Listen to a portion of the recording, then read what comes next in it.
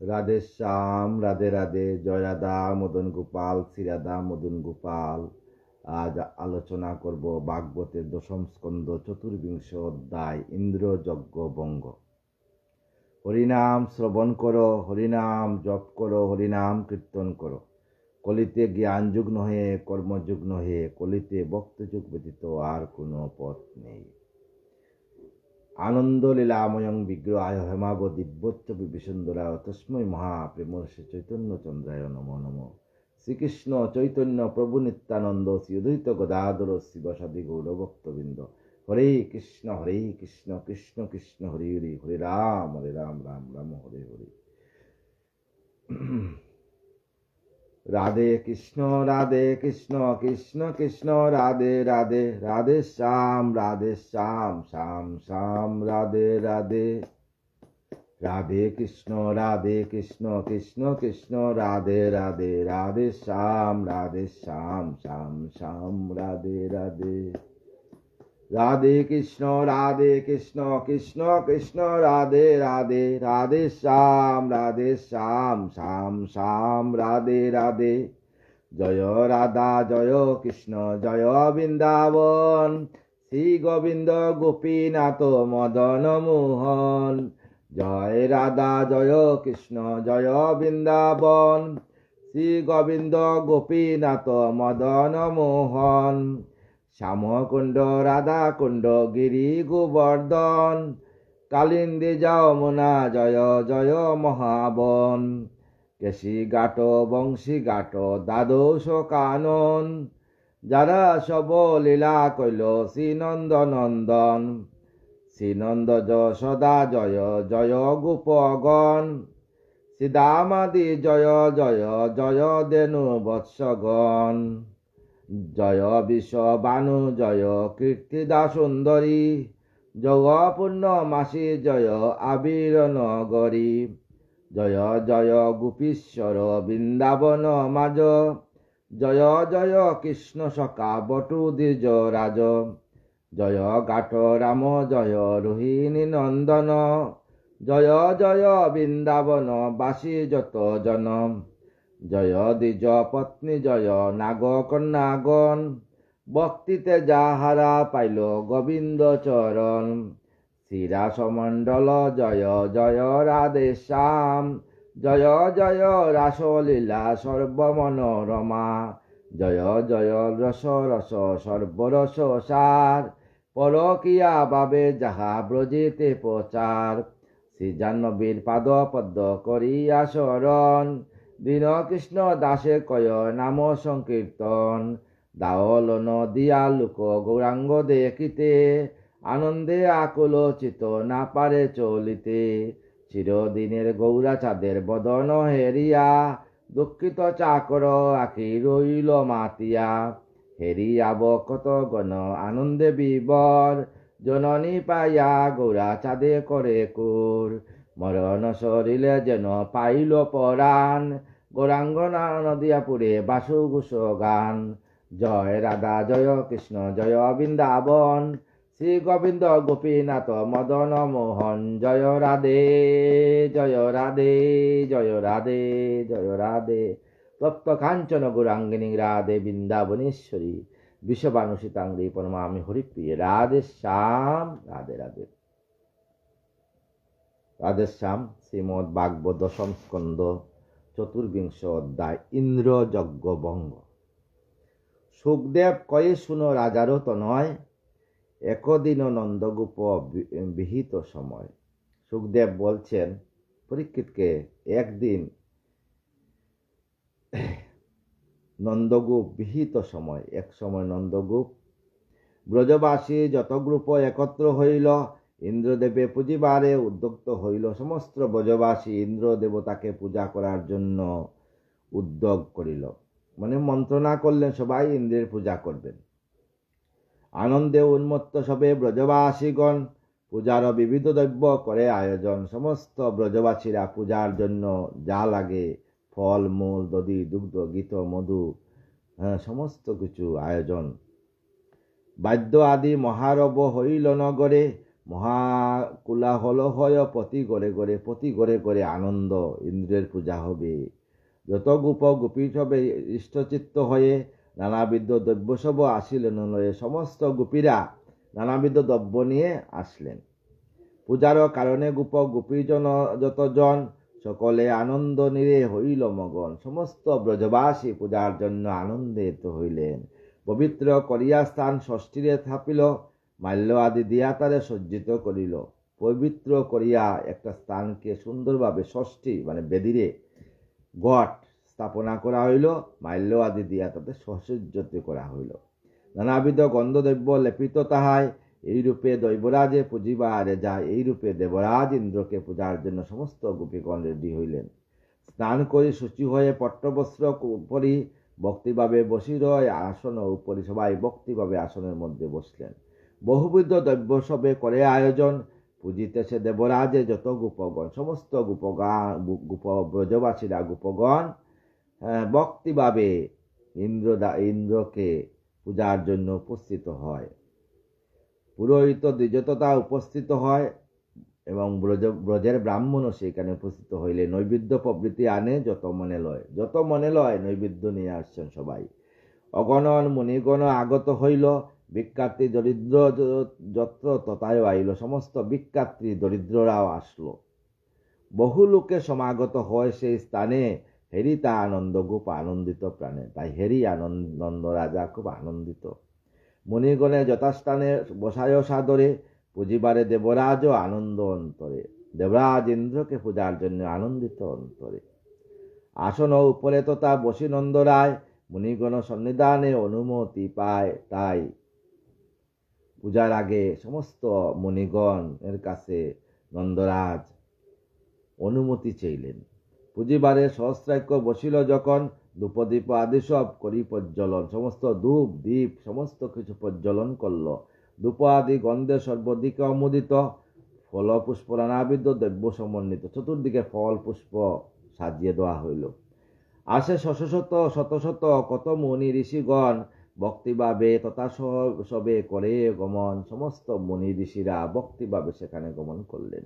বালক বালিকা বৃদ্ধ যুবা নরনারী যজ্ঞের নিকটে সব যায় সারি সারি। সমস্ত যজ্ঞের নিকটে সবাই পৌঁছলেন। বহু নৃত্যকারী যথা নাচিতে লাগিল।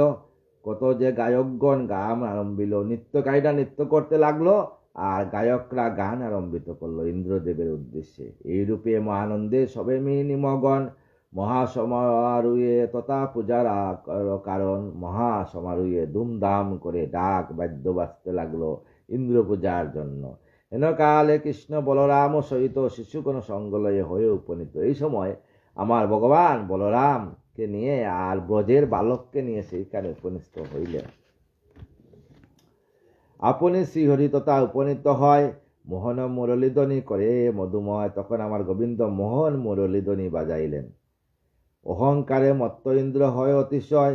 তার দর্প চূর্ণ ইচ্ছা করে দয়াময়। অহংকারে ইন্দ্র ছিল অহংকারী, তার দর্প চূর্ণ করেন আমার একমাত্র গোবিন্দ।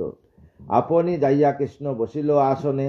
নন্দপতি কয়ে হরি বিহিত বচনে। তাই নন্দপতি আমার গোবিন্দ বললেন, আমার কানাইয়া আমার ঠাকুরজি বললেন, কহ পিতা হেন কার্য কেন সম্পাদিত? কি কারণে গোপরাজ এত আনন্দিত? বাবা, কি কারণে আজকে গোপের ব্রজের সমস্ত লোক এত আনন্দিত?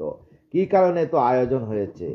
করিতেছে বল পিতা কার আরাধনা?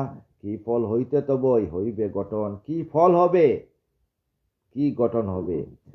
কেন এত ব্যস্ত সবে যজ্ঞ অনুষ্ঠানে? এই উদ্দেশ্যে করো যজ্ঞ কাহার বিধানে? কি উদ্দেশ্যে কাহার বিধানে যজ্ঞ করছো?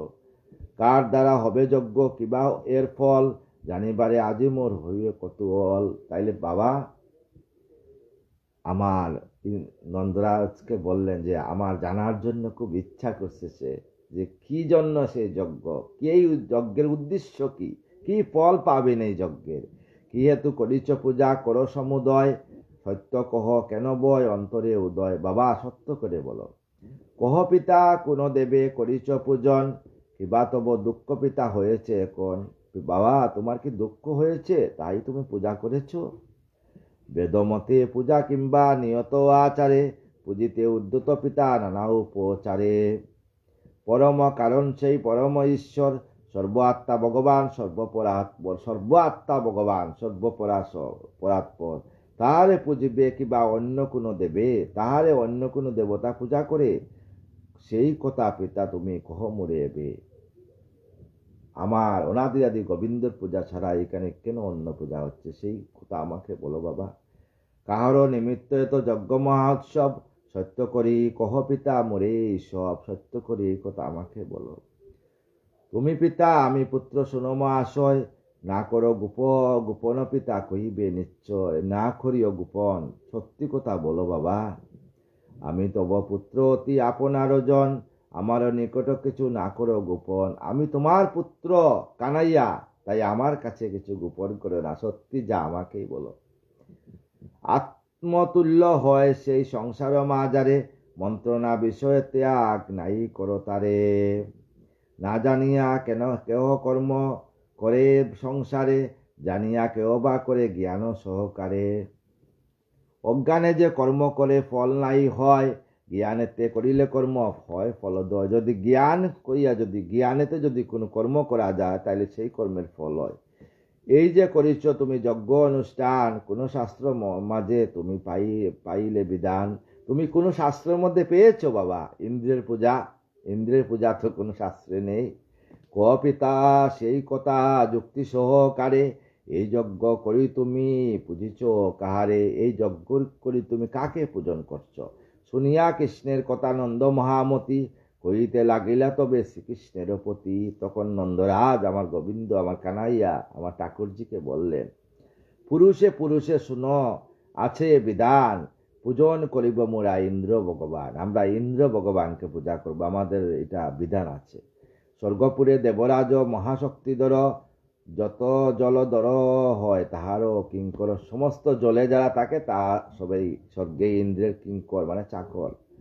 সেই জলধরপতি ইন্দ্রদেব হয়, জীবের জীবন জল মেঘ বরিশয়। সেই জীবের জীবন উনি মেঘ বরিশন করেন। অনুগত আজ্ঞাকারী আরো মেঘগণ, ইন্দ্র আজ্ঞা মতে করে বাড়ি বরিশন। ইন্দ্রের আজ্ঞা অনুসারে ওরা বাড়ি মানে বৃষ্টি দান করেন। বাড়ি বরিশনে হয় তুষ্ট বসুমতী, সুবৃষ্টে পাইলে হয় উর্বরা সেবতী। যদি সবসময় সুন্দরভাবে বৃষ্টি হয়, তাইলে বসুমতী মানে পৃথিবী উর্বরা শক্তি দান করে। এই জন্য আমরা ইন্দ্রের পূজা করছি। তাহাতে প্রচুর শস্য জন্মিবে নিশ্চয়, তাহাতে প্রচুর শস্য হবে। জীবন তলয়ে তাতে জীব সমুদয়, তাই শস্যকে সমস্ত জীবরা প্রাণ বাঁচাবে। প্রচুর পাইলে শস্য জগতের জন, পরম আনন্দে সবে রবে অনুক্ষণ। সবাই পরম আনন্দে থাকবে। সেই হেতু সর্বজন পূজে পুরন্দর, তিনি তুষ্ট হলে সুখী হয় সর্বন্ন। তাই সর্বজন পুরন্দর মানে ইন্দ্রকে পূজা করে, তিনি যদি সন্তুষ্ট থাকেন তাইলে বৃন্দাবনে ব্রজে সবসময় বৃষ্টি হবে। এই যজ্ঞে হয় জানি ত্রিবর্গ সাধন, এতএব করি মোরা ইন্দ্রেরও পূজা। ত্রিবর্গ সাধন হয়, তাই আমরা ইন্দ্রের পূজা করি। শৈল বনচর মোরা গোপ সমুদয়, কুলধর্ম রীতি ইয়া আমাদের হয়। ইয়া কুলধর্ম আমাদের রীতি। ইন্দ্রতুষ্ট হলে তবে মেঘে বর্ষে জল, পৃথিবী প্রসবে তাহে শস্য তৃণকুল জল। তখন পৃথিবী শস্য দান করবেন আমাদেরকে। দেনুগণ অনুকণ তিনাদি বক্ষণে, নিজ পুষ্ট হয় পিষ্ট করে জনগণে।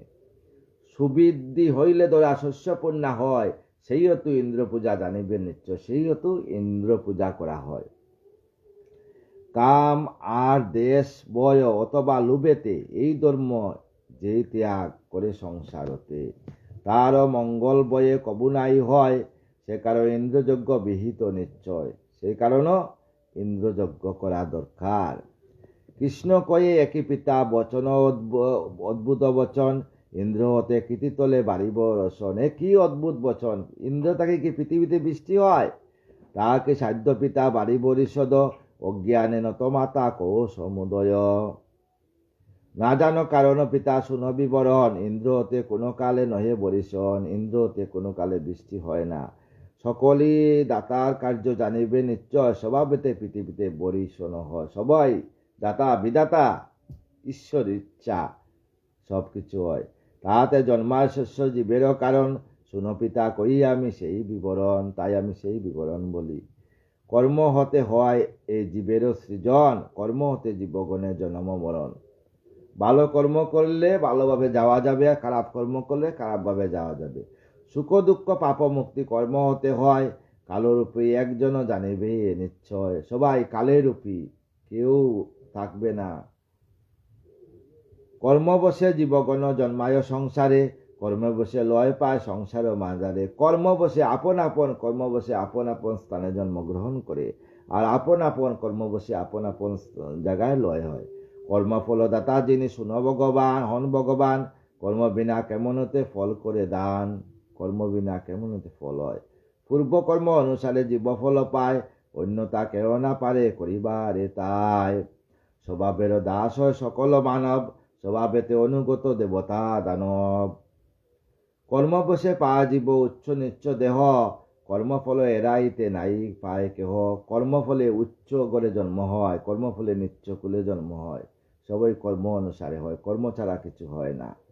কর্ম ঈশ্বর তাহা জানিও অন্তরে, কর্মে করিবে কর্মেরও করিবে পূজা সংসারও বিত। তাই কর্মের পূজা কর বাবা, বিতা কেন ইন্দ্র তবে করিছ পূজন, তার পূজন বলো কিবা প্রয়োজন, কিবা তার প্রয়োজন বাবা। যেরূপ অসতী নারী উপপতি হতে, সুকনা লজ্জিত কবু পারে জগতে। সেইরূপ যেই জন একেরও কৃপায়, জীবন ধারণ সুখে করে দোড়ায়। অথচ অপরজনে করে পূজন, তাহার মঙ্গল নাই হয় কদাচন। ব্রাহ্মণের কার্য হয় বেদ উদ্যাপন, ক্ষত্রিয়ের কার্য সদা পৃথিবী পালন। ব্রাহ্মণের কার্য কি? বেদ অধ্যয়ন করা, আর ক্ষত্রিয়ের কার্য হইল পৃথিবীতে যুদ্ধ, সমস্ত কার্য করা, মানে সমস্ত পৃথিবীবাসীকে রক্ষা করা হইল ক্ষত্রিয়ের কাজ। বৈশ্য হয় বার্তাজীবী, জীবে সংসারেরও মাঝ। বৈশ্যরা বার্তা ধারণ করবে, বিপ্রের পূজনা যে শূদ্রদেরও কাজ, আর ব্রাহ্মণদের পূজনা করবে শূদ্ররা, মানে শূদ্ররা। বার্তাচারী প্রকারে শুনহে রাজন, বাণিজ্য কুলিদ হয় কৃষি গো পালন। তাই বাণিজ্য কুশিদ হয় কৃষি গোপালন। তাহার মাজারে শুনো নন্দগোপরাজ, গোপালের হয় শুধু আমাদেরও কাজ। আর গোপালন আমাদের এই কাজ, আমরা বাণিজ্য জীবিতে, আমাদের কাজ হইল গোপালন করা। যে রূপেতে পৃথিবীতে হয় বারোশন, মম কাছে শুনো পিতা সেই বিবরণ। যে রূপে পৃথিবীতে বৃষ্টি হয় সেই কথা শুনো। মহাসাগর আদি যত আছে জলাশয়, সূর্য শুষে জল তাহা হইতে নিশ্চয়। তাই সূর্য সমস্ত জল শোষণ করিয়া উপরে নিয়ে যায়, আর সেই জল মেঘরূপে শূন্য বৃষ্টি করে। তখন সেই জল মেঘরূপে শূন্য বৃষ্টি করে, মেঘতে বাড়ি বসে সুনত দন্তরে, তখন মেঘ থেকে পৃথিবীতে বাড়ি আসে। রাধেশ্যাম। যে কথা ভাগবতে আছে, সনাতন ধর্মে আছে, সমস্ত কথা পৃথিবীতে আছে। তাই সনাতনকে একটা সায়েন্সের উপরে আপনারা বিশ্বাস করতে পারেন। আমি বলি না এই দেহ সনাতন, পৃথিবী সনাতন, বায়ু সনাতন, অগ্নি সনাতন, গাছপালা লতা বৃক্ষ সমস্ত কিছু সনাতন। তাহাতে উর্বরাকৃতি অবশ্যই হয়, শস্যের উৎপত্তি তাই জানিবে নিশ্চয়। তাই শস্যের উৎপত্তি এইভাবে হয়। দাতা নিয়মিয়া শুনো মহামতি, কালেতে সকলেই করে জানিবে সম্পত্তি। সবই কালে হয় বাবা, কাল ছাড়া কিছু হয় না। নির্দিষ্ট সময় হলে বাড়ি বরিশন, ঈশ্বরের ইচ্ছাইয়া বেদে নিরূপণ। একমাত্র অনাদি আদি গোবিন্দের ইচ্ছা সবকিছু হয়।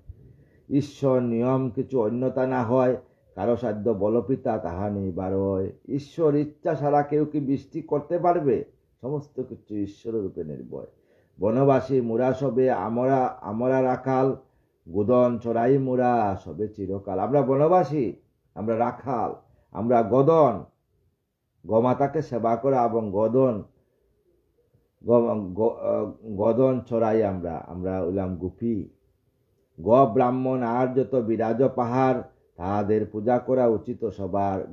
ব্রাহ্মণ, গোমাতা আর ব্রাহ্মণ আর পাহাড়, বিরাজে যে পাহাড়, যে পাহাড়ে আমরা গিয়ে আমাদের গদনকে চড়াই, ঘাস খাবাই, সেই পাহাড়ের উচিত পূজা করা। ইন্দ্রতরে সেই যজ্ঞ করো আয়োজন, তাদের উদ্দেশ্যে বে করো সমাপন। তার উদ্দেশ্যে সমাপন করো ইন্দ্রের পূজা। পায়স প্রভৃতি যত মিষ্টান্ন সুপ, দধিযুক্ত কীর্ণনী আদি নানা রূপ। যা পায়স দধিযুক্ত গীত রান্না করেছ, আনিয়ায় যজ্ঞ আদি করো সম্পাদন। আমরা সকল গাবি করিব দোহন, আমরা সকল গাবি দোহন করব। আসিয়া করুক হোম, বেদজ্ঞ ব্রাহ্মণ, সমস্ত বেদজ্ঞ ব্রাহ্মণকে ডাকিয়ে আনো যে এই যজ্ঞ বা হোম করার জন্য। তাদের অন্ন দেনু করো বিতরণ, তাদেরকে অন্ন আর দান করো, মানে দেনু দান করো। গাবিগণে তৃণদান করো গুপরাজা, গাবিগণকে ঘাস দান করো। পর্বতের কাছে বলি দান করো, আজ তাই পর্বতের কাছে নিজে মন বলিদান করো।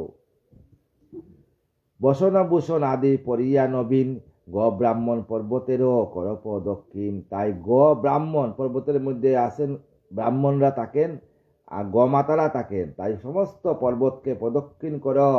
এটাই হবে সর্বত্র মানে যজ্ঞ।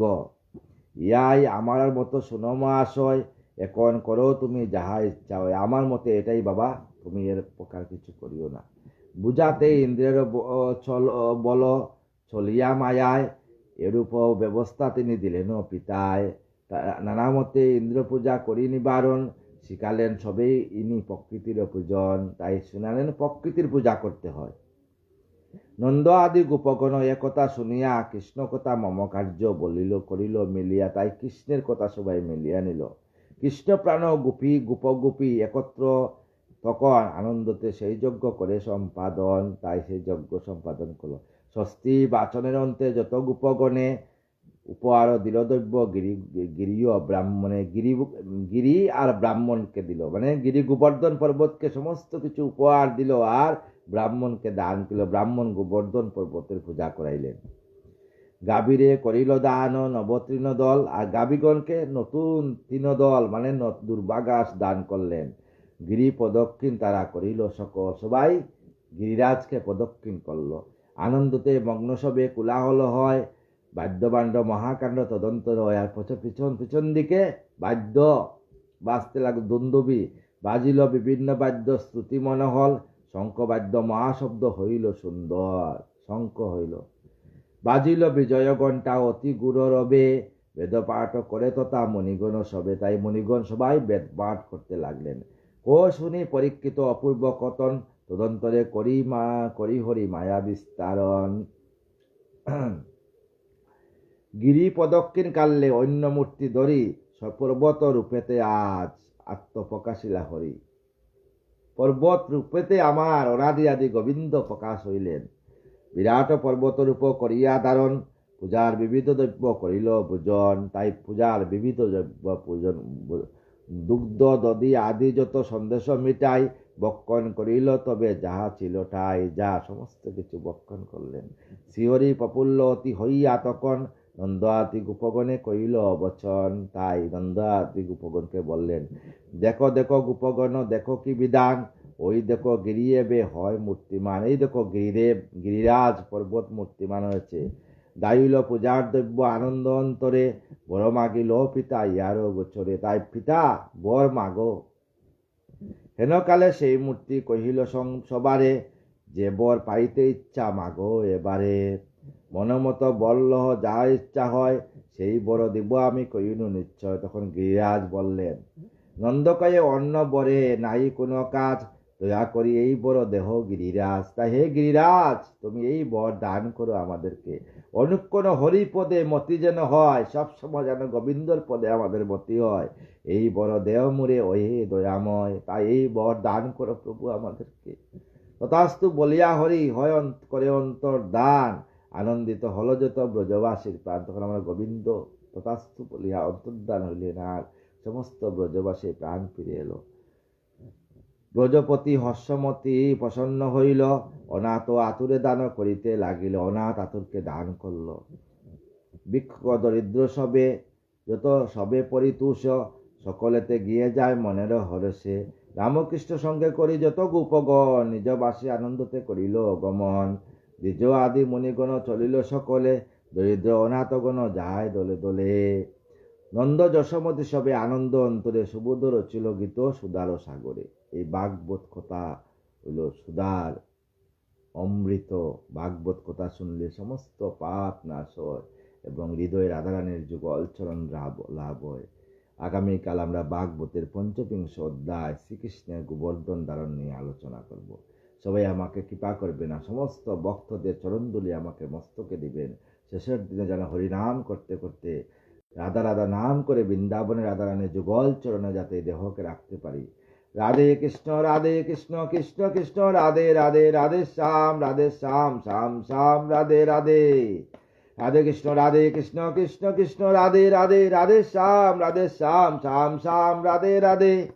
রাধে কৃষ্ণ কৃষ্ণ কৃষ্ণ রাধে রাধে, রাধে শ্যাম শ্যাম শ্যাম রাধে রাধে। জয় রাধা জয় কৃষ্ণ জয় বৃন্দাবন, শ্রী গোবিন্দ গোপীনাথ মদন মোহন। জয় রাধে জয় রাধে জয় রাধে জয় রাধে। জয় রাধে জয় রাধে জয় রাধে জয় রাধে।